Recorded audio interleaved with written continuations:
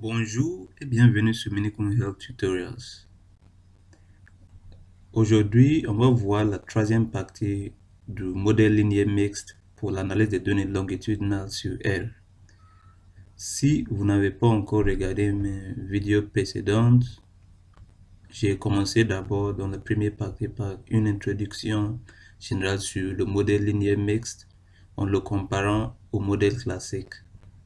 Donc, si comment dire, vous voulez connaître plus du modèle linéaire mixte, je vous conseille de regarder les vidéos précédentes. Je vais laisser le lien soit à la fin de cette vidéo, soit au-dessus dans la description. Comme ça, vous pouvez regarder pour pouvoir mieux comprendre le principe du modèle linéaire mixte. Donc c'est ça. Pour la première partie, c'était une introduction sur ça. Et dans la deuxième partie, on a vu aussi une étude comparative, descriptive, graphique, des effets aléatoires. Voilà, on a tracé le couple des trajectoires des individus, de l'ensemble des individus, pour étudier la variabilité entre eux, en termes d'intercept, la variabilité des pentes, ainsi de suite. On a tout fait. Maintenant, on est au niveau de la troisième partie où on va voir le modèle linéaire mixte proprement dit. Donc, si vous avez des questions ou bien si vous voulez voir ça, je vais laisser la vidéo, comment dire. Mais on va toujours revenir ici. Donc, j'espère que vous allez rattraper même si vous n'avez pas regardé la vidéo précédente. On va voir le principe général du modèle linéaire mixte. Bref, je vais expliquer quand même avant de procéder. D'abord, sachant que le modèle linéaire mixte se fait sur des données longitudinales. Comme vous voyez ici, pour le modèle linéaire classique, on cherche tout simplement une relation entre notre variable à expliquer ou bien la variable dépendante ou bien les y, voilà, qui est là, et la variable explicative ou facteur. Par exemple, on cherche à savoir y a-t-il une relation entre l'âge du patient et l'IMC. Dans ces cas, dans le modèle linéaire classique, qu'est-ce qu'on fait? On a des mesures pointues en fait. On a un point sur le graphique, comme vous voyez, qui va correspondre à l'IMC du comment dirais attendez, je vais revenir peut-être sur, voilà, qui va correspondre à l'âge du patient et son IMC à l'Y par exemple. Donc chaque point correspond à un patient donné, chaque point correspond à un patient donné et c'est tout. Donc on cherche juste une droite qui va traduire ou bien qui va modéliser la relation linéaire entre ces deux variables quantitatives. C'est ça le modèle linéaire classique simple, régression linéaire classique simple. Maintenant dans la régression linéaire mixte, c'est autre chose. Là-bas, on est en train d'étudier sur des données longitudinales. Lorsqu'on parle de données longitudinales, ça veut dire que les données ont été mesurées de manière répétitive pour chaque même sujet dans le temps. Par exemple, on a mesuré, en prenant par exemple, on va trouver ici, il y a une relation linéaire entre la taille du patient et son âge. Mais dans ces cas, c'est pas comme si on avait fait des mesures pointues comme ça. Voilà. C'est-à-dire comme dans le modèle linéaire classique, ici ce n'est pas le cas. Dans le modèle linéaire mixte, on a fait beaucoup de mesures dans le temps. Le plus souvent on utilise ça par exemple, c'est comme lorsqu'on fait on veut étudier la croissance de l'enfant par exemple. On aura des courbes de croissance différentes qui, voilà, qui sont dans chaque enfant aura son propre courbe de croissance. Chaque enfant aura son propre courbe de croissance. On va les tracer sur la même courbe. Donc, à l'âge 1, il avait l'âge 3 qui est le X, ou bien dans notre cas, dans le modèle linéaire mixte, le X, c'est toujours le temps de mesure. Ça peut être en année, premier à quelle année, ça peut être en mois, ça peut être en des périodes, voilà.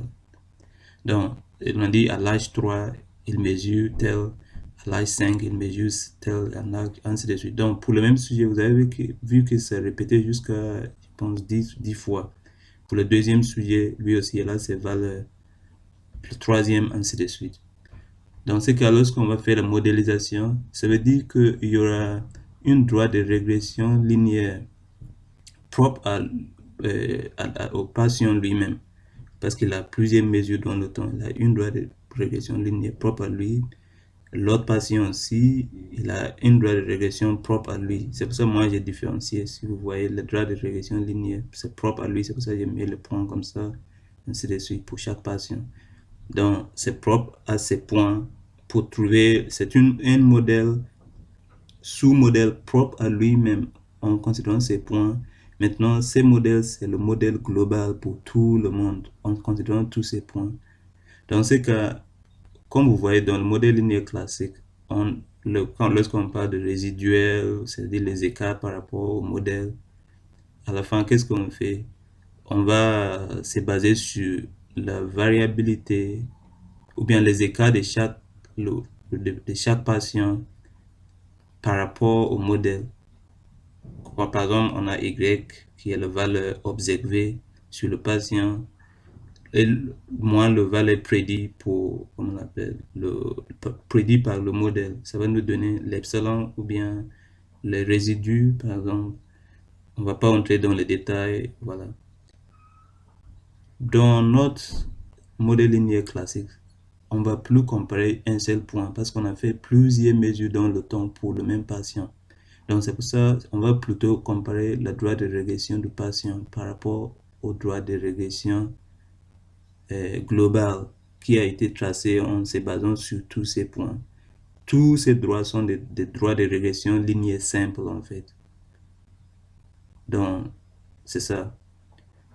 Quand on parle de modèle linéaire mixte, on parle des effets fixes, c'est-à-dire des effets constants. Tout simplement, c'est parce que cette droite, quand on parle des effets fixes, on parle directement de la pente et de l'intercept du droit de régression global, considérant tous ces points de mesure répétés pour chaque patient. Considérant tous ces points, on aura une droite de régression globale qu'on appelle le droite fixe, qui aura son intercept et sa pente.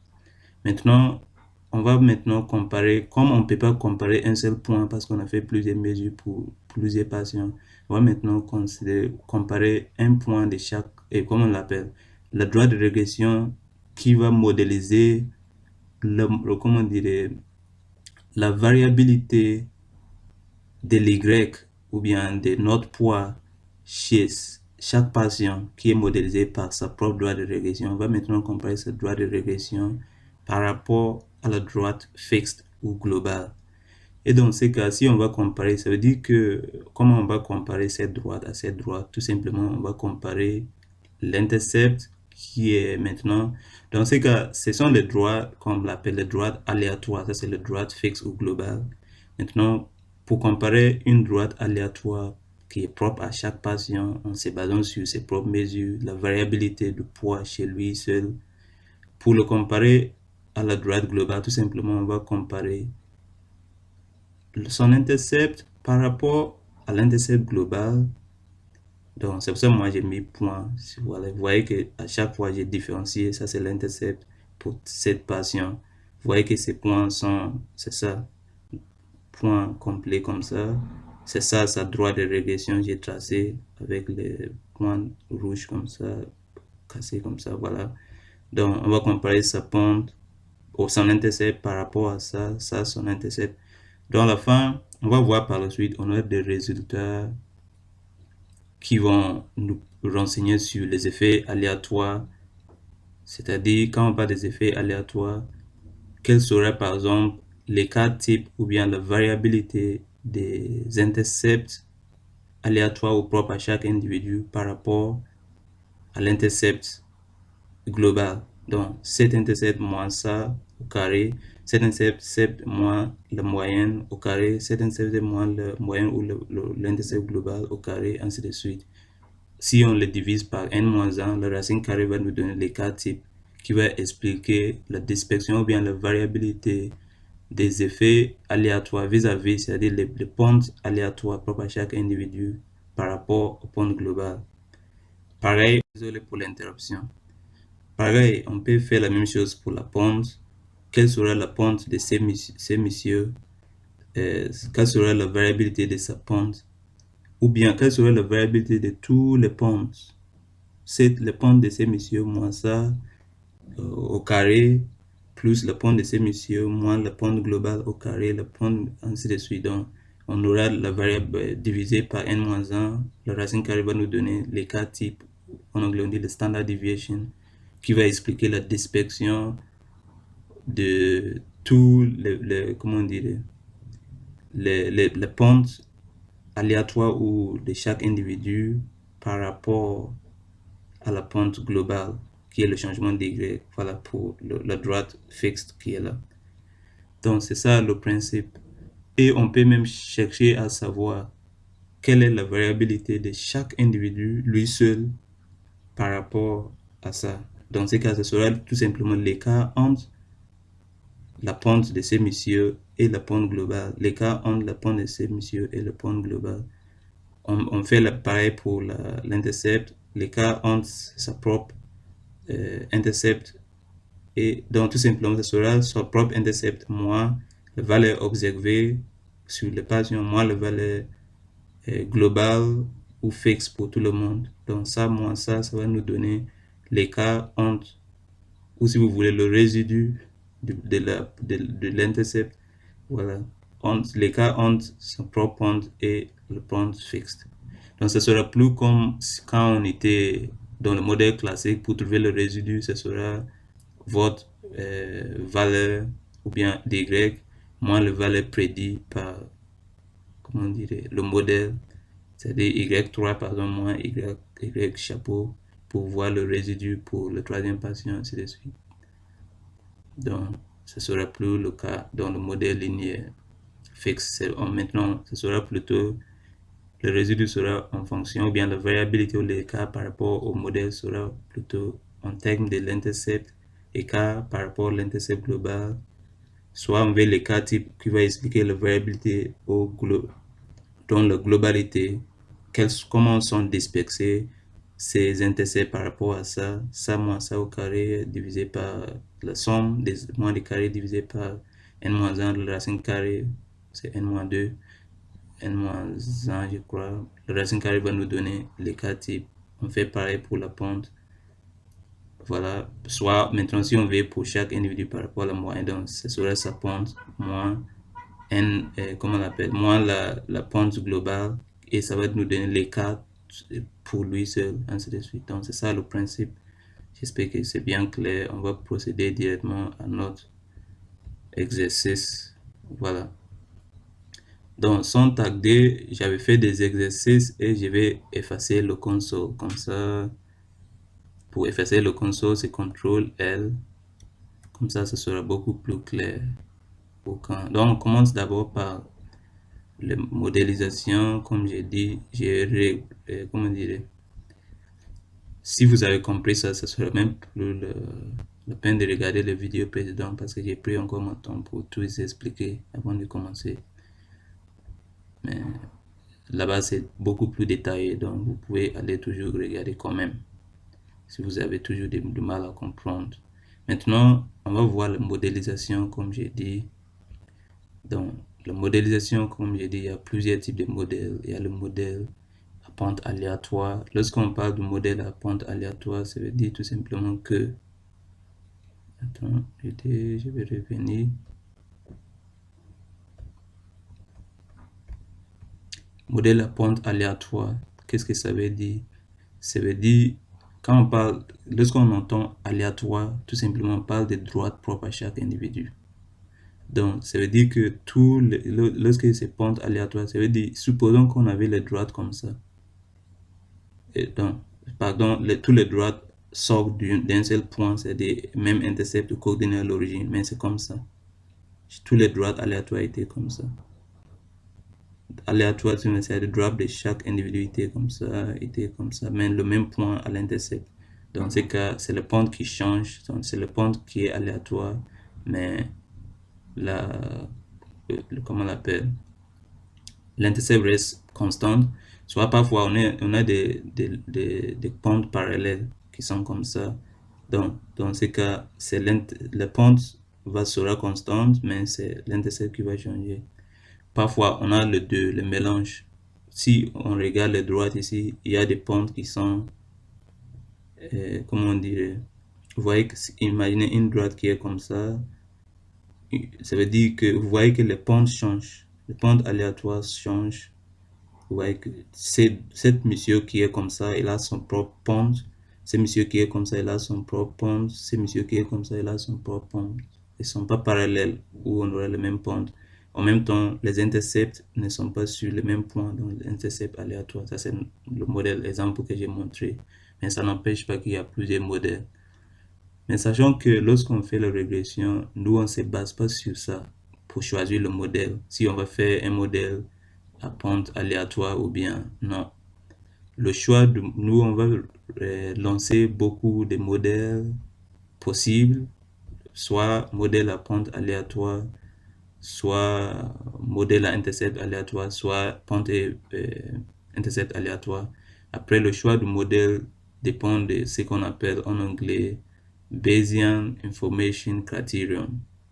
Donc, c'est le BIC, le modèle qui va nous donner le BIC le plus petit sera le modèle qui explique le mieux la variabilité de notre Y ou bien la variabilité de notre taille dans notre cas, par exemple. Donc, mais sachant que on va utiliser ces trois commandes qui sont très importantes. Lorsqu'on veut connaître le modèle linéaire propre à chaque individu, on va utiliser cette commande lmlist. lmlist, tout simplement, comme je dis, lorsqu'on parle de modèle linéaire, pardon, je vais revenir. Lorsqu'on parle de modèle linéaire mixte, il n'y a rien de différent du modèle linéaire classique. La seule chose, c'est que on a un modèle global qui est fixe pour tout le monde en considérant toutes ces mesures et une mesure propre à chaque individu en fonction de ses propres points. Donc, tous ces sont des modèles linéaires classiques en fait pour tout le monde. Même si c'est global, c'est le modèle linéaire classique. Il n'y a pas quand on parle de modèle linéaire mixte, c'est juste pour dire que il y a des effets fixes qui est là, et là c'est global pour tout le monde, pente globale, intercept global. Après, les effets aléatoires ou en anglais random seront le pente de chaque individu par rapport à ça, pardon, l'intercept de chaque individu par rapport à l'intercept global, l'intercept de chaque individu par rapport à ça. Donc, c'est ce que ça veut dire. Mais sachant que le principe, c'est le modèle linéaire mixte, le modèle linéaire classique, plusieurs modèles linéaires classiques, on est en train de comparer. Ou bien des modèles linéaires classiques aléatoires propres à chaque individu, comparé au modèle linéaire classique global. C'est ce que ça veut dire. Donc, quand on parle des effets aléatoires, j'espère que maintenant c'est clair. On va procéder. Je vais revenir, voilà. Donc, lorsqu'on veut voir le modèle linéaire, comment on l'appelle? Non, ça c'est pour le trajectoire. On a déjà vu ça. Si vous voulez voir comment tracer le trajectoire, c'est dans la première partie de la vidéo. Nous, ce qui nous intéresse, c'est le modèle linéaire propre à chaque individu. Tout simplement, si on veut connaître la droite de régression propre à chaque individu, si on veut connaître ça et ces droites ou ces modèles propres à chaque individu, donc on va utiliser cette commande lmlist, c'est-à-dire y en fonction de x qui est notre temps de mesure, séparé en fonction de l'identifiant du patient, c'est-à-dire chaque patient. Donc ça va nous donner le droit de régression propre à chaque patient. Voilà. Maintenant, lorsqu'on veut connaître le modèle linéaire fixe ou bien cette modèle-là qui est le global pour tout le monde, tout simplement c'est quoi? C'est la droite de régression comment dire, le droit de régression global considérant tous ces points, c'est ça. Donc, c'est tout simplement le droit de régression. La formule sera y, la taille en fonction de l'âge, tout simplement. C'est ça. Après, pour le modèle linéaire mixte, donc il y a 3 modèles linéaires globaux. Généralement, j'ai déjà expliqué dans le premier partie les différents, comment dire, modèles possibles. Donc, si on prend par exemple le modèle à intercept aléatoire, tout simplement le modèle à intercept aléatoire, cette première partie de la commande sur R concerne les effets fixes. C'est-à-dire, si on dit les effets fixes, c'est pour ce qui est global ici. C'est pour ça, le droit de régression global. Donc, les effets fixes, ce sera quoi? Pour avoir son bêta qui est fixe, ou le bêta 0 qui est l'intercept fixe, qui est, voilà, aller avec sa pente. Donc, on doit mettre on doit mettre par rapport à 1, c'est-à-dire quand on dit dans la commande, quand on dit par rapport à 1, ça veut dire par rapport à l'intercept, ça va nous donner l'intercept fixe. Après, on va lui dire par rapport à la pente, pour mettre la pente, on écrit le nom de x correspondant. Dans ce cas, c'est le temps de mesure. Donc, on va écrire par rapport à t, par rapport à l'h, par exemple. Voilà.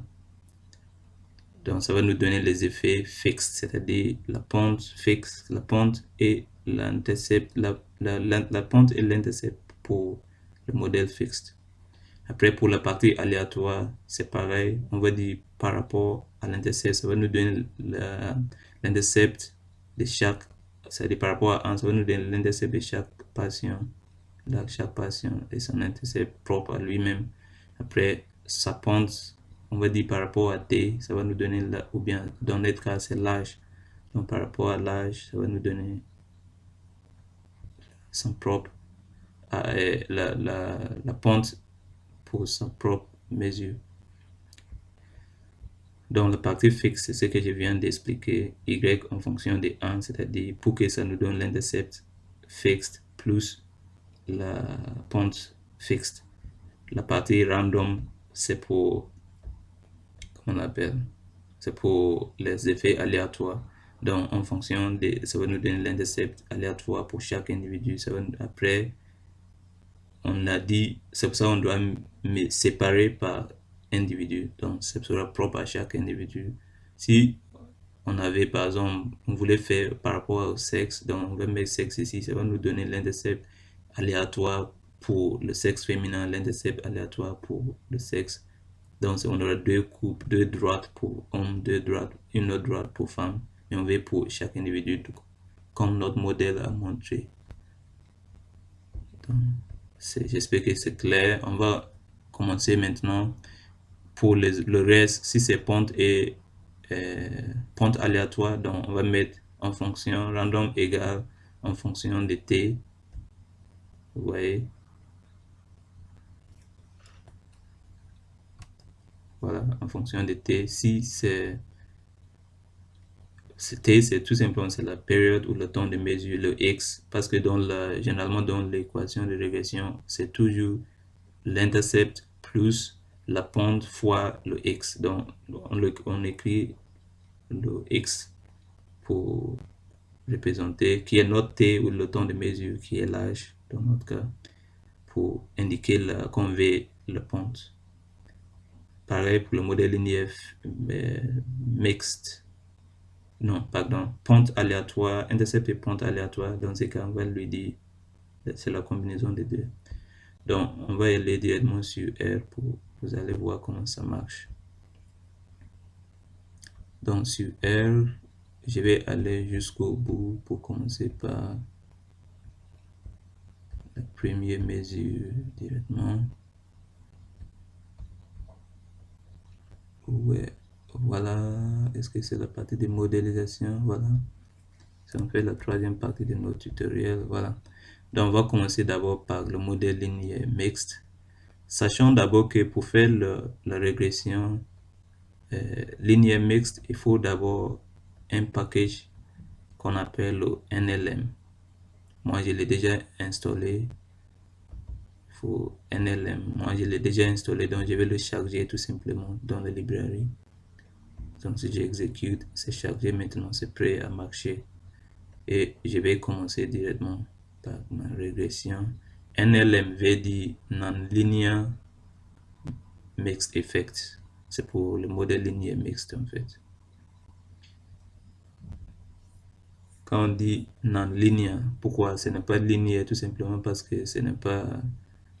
C'est linéaire en fait, mais on dit non-linéaire parce que c'est mélange de plusieurs lignes. Donc ce n'est plus comme si on avait dans le modèle classique où on a une seule droite. Et c'est ce que ça veut dire. Voilà. Moi j'explique tout. Hein.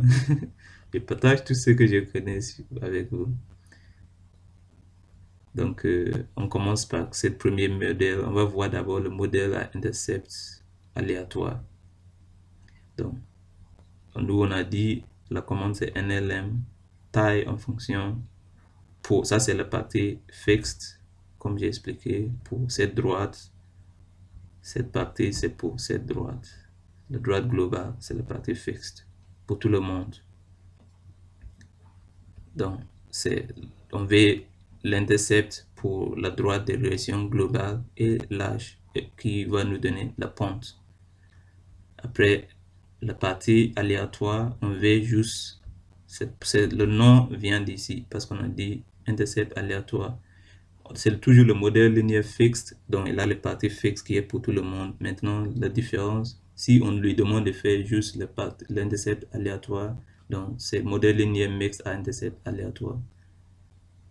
Donc, si j'exécute ça, après le nom de ma base s'appelle taille 1.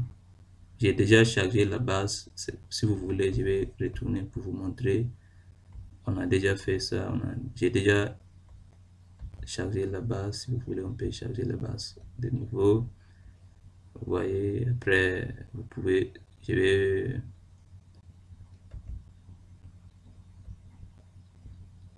voyez que la structure de notre base, sexe ne doit pas être un entier parce que ce sont catégoriels, ce sont des facteurs.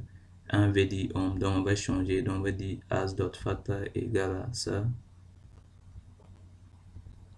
Voilà, après maintenant si je vais montrer encore la structure de notre base, vous voyez que sexe maintenant c'est un facteur, ça c'est bon. Si on veut voir les en-têtes, je vais dire column names et vous voyez ça m'affiche. On a le premier, soit je vais dire par exemple, si je dis head, comme ça vous allez voir, si je dis head, en parenthèse taille 1 qui est le nom de ma base. Si j'exécute ça, vous voyez, on a le premier colonne qui est l'identifiant. Vous voyez que c'est répété, comme j'ai expliqué. C'est la même base, en fait. C'est ce qu'on a importé ici. Pardon. C'est cette même base qu'on a importé ça. C'est ce qu'on a importé ça. Je vais le fermer, c'est pour le modèle linéaire classique. Vous voyez que c'est répété pour chaque patient. C'est ce qui, voilà, c'est ça. Après, qu'est-ce que je peux dire encore?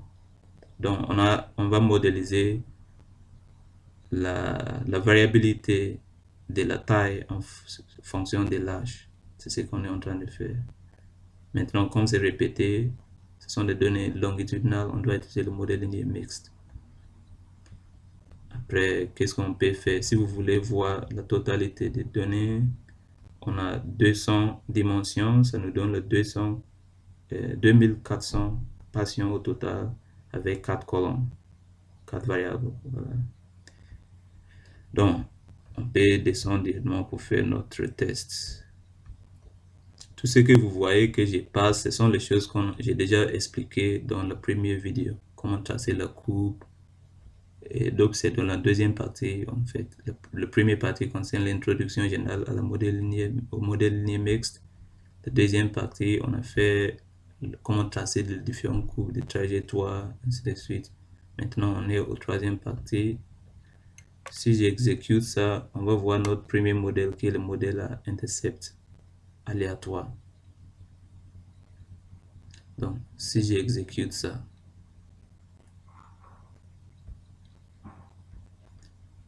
Vous voyez, c'est exécuté, c'est très bien. Si je lui dis de me donner le résumé de mon modèle, donc ça va me donner les effets fixes ainsi que les effets aléatoires d'abord. Donc, comme j'ai dit, le choix du modèle, désolé pour l'interruption, comme j'ai expliqué, le choix du modèle dépend en fonction, en fait, du BIC, qui est le Bayesian Information Criterion. Le modèle, donc on va faire tous les modèles possibles. Après, le modèle qui a le plus petit BIC, c'est le mieux. C'est lui qui explique le meilleur la variabilité de notre variable dépendante ou l'Y. Donc, c'est voilà, j'ai déjà noté son BIC pour le premier modèle qui est là. Voilà, son BIC, c'est ça. Après, on va comparer celui qui aura le plus petit. Maintenant, vous voyez qu'ici, juste en bas, pour les effets aléatoires, en anglais random effect, ça va nous donner, comment on l'appelle, la... Vous voyez que notre modèle on a réalisé un modèle à pente aléatoire. Donc, ça va nous donner la variabilité des pentes, c'est-à-dire la variabilité de tous les pentes par rapport à la pente moyenne d'abord. Mais si on veut, je vais vous montrer sur le graphique. Donc, on a fait un modèle à pente aléatoire. Donc, ça veut dire comparons les pentes aléatoires de chaque individu par rapport à la pente globale. Donc, c'est que vous voyez que ça nous a donné une valeur qui répond à la standard deviation, c'est-à-dire l'écart type qui va mesurer la dispersion de tous ces pentes, ces intercepts, pardon, parfois je me trompe, j'ai dit pentes, je m'excuse, de tous ces intercepts par rapport à l'intercept global ou fixed. Donc, ça veut dire cet écart type que nous a donné ici, pardon, cet écart type qui est là, tout simplement, c'est quoi? C'est ce que je suis en train d'expliquer ici. C'est-à-dire ça moins la moyenne au carré plus ça qui est l'intercept pour cet individu moins ça au carré, ça moins ça au carré, la somme divisé par n-1 ou n-2, la racine carrée va nous donner l'écart type. C'est ce que ça va nous donner. Ça explique, pardon, la variabilité des pentes aléatoires ou des différentes pentes propres à chaque individu par rapport à ça. Maintenant, si on veut voir la pente aléatoire propre à chaque individu, on va voir ça par la suite. Si on veut voir par exemple l'écart entre la pente de chaque individu et la pente fixe, on va utiliser, on ne veut pas voir la variabilité globale ou bien la dispersion des pentes, des intercepts autour de l'intercept global, mais on veut voir plutôt l'écart entre chacun et son intercept par rapport à l'intercept global. On va y voir comment on va faire ça. C'est très simple, mais je vais expliquer d'abord les résultats, après on va voir. Maintenant, pour la partie fixe, vous voyez que ça nous donne quoi? D'abord, on va voir les détails. Ça, c'est la variabilité globale des intercepts par rapport à l'intercept global. Maintenant, comme j'ai dit, on va voir l'écart entre chaque individu, son intercept et l'intercept fixe. On va voir ça après. Maintenant, dans les résultats pour les effets fixes, c'est-à-dire quand on parle des effets fixes, maintenant ça concerne uniquement les résultats pour cette droite globale. Donc ça va nous donner sa pente et sa pente et son intercept en fait. Donc, comme vous voyez ici, il nous a dit que l'intercept de la régression globale vaut ça. Et voilà. Avec son error type, ça nous donne le t statistique. C'est-à-dire, voilà, le test de l'intercept. Voilà, ça nous donne le p-value qui est significatif.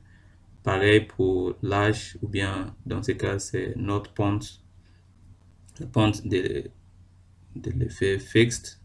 Ça nous donne cette pente-là et qui vaut 5. Vous voyez, après, ça nous donne le p-valeur, si c'est significatif ou pas. Voilà. Si est-ce que taille en fonction de, comment on appelle,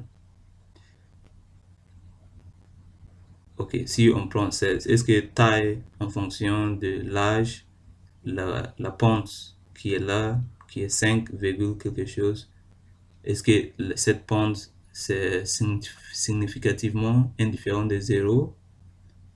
Si c'est indifférent de 0, ça veut dire qu'il y a une relation. Si c'est positif, dans ces cas, comme c'est positif, ça veut dire qu'il y a une relation croissante ou linéaire croissante. Voilà. Et c'est ce qui ça nous a donné que c'est significatif. La pente est 5, quelque chose. Voilà. Après, maintenant, ça nous donne ce qu'on appelle la corrélation.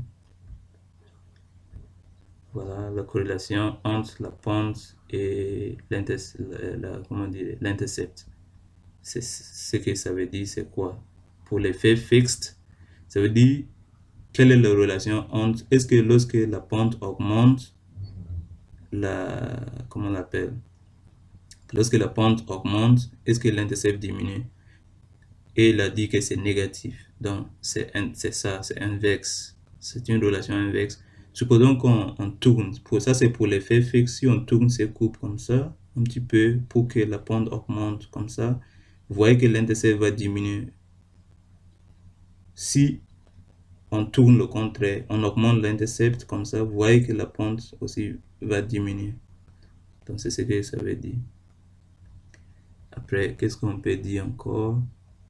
Maintenant, ça nous donne aussi le résiduel en fait.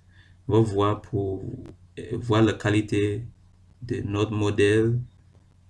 Vous voyez que dans le modèle linéaire, comment on l'appelle, classique, ça ne donne pas le R au carré qui explique la qualité ou bien la proportion de la variabilité de poids qui est expliquée par le modèle. Ça ne donne pas ça, mais ça nous donne plutôt uniquement les quartiers. Pourquoi? Tout simplement parce que dans le modèle linéaire classique, là-bas, on a des points, chaque individu, la variabilité de chaque individu par rapport au modèle. Donc, la valeur propre à l'individu, moins la valeur prédite par le modèle, va nous donner le résiduel. Voilà, on sait que le somme de résidus, qui est le résidu,